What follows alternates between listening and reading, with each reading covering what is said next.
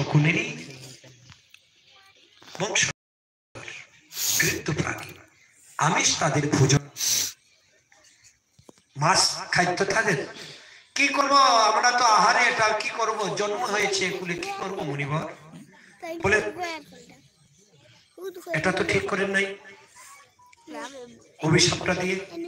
বলে ঠিক আছে, আমি বুঝতে পারি নাই, আমার পালিত সত্য, সেই জন্য আমার একটু রাগ হয়েছিল। ঠিক আছে, তুমি ভবিষ্যতে আর এই জায়গায় আসবে না, এই জায়গায় আসলে মাথা ফেটে মরে যাবে, আর অন্য জায়গায় তোমার অভিশাপ কাজ করবে না, যাও।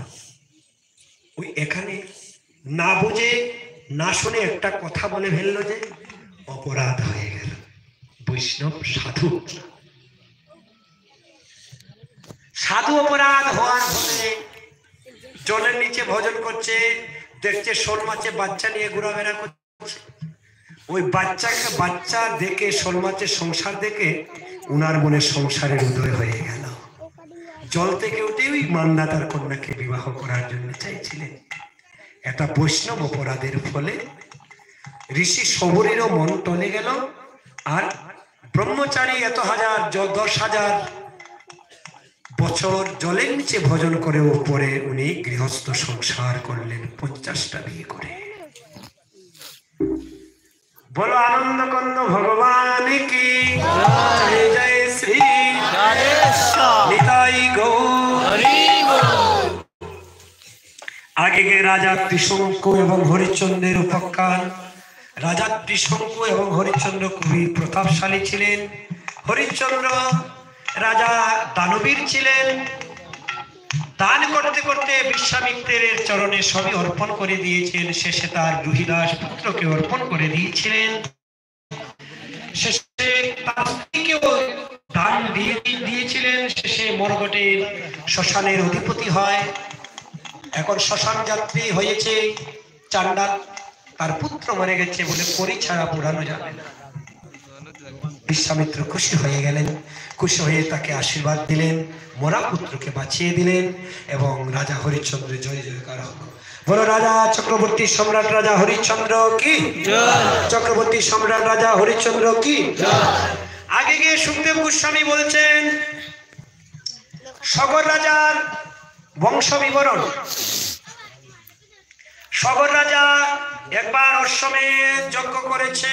অশ্বের ঘোড়াটি ইন্দ্র ছলনা করে বেঁধে রেখেছে কপিল দেবের আশ্রমে, কপিল ভগবানের আশ্রমে।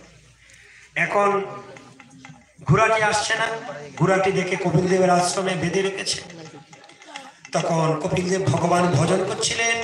ওনাকে তুচ্ছ বাচ্চ যখন বলেছেন, ক্ষত্রিয় না, 21 বার ক্ষত্রিয় নিধন করেছে কপিল ভগবান, ক্ষত্রিয় নিধন করেছে, একেবারে কুচি কাটা কচুর মতো কেটেছে কপিল ভগবান। শেষে রাম দুটি জনক রাজাকে দিয়ে দেয়। রাজা জনক উনি ভজনে বসে যায়। তো কপিল ভগবানের যখন নেত্র খুলে গেল, সগর বংশের 60,000 সব মরে ছাই হয়ে গেল। সগর বংশের আগে গিয়ে রাজা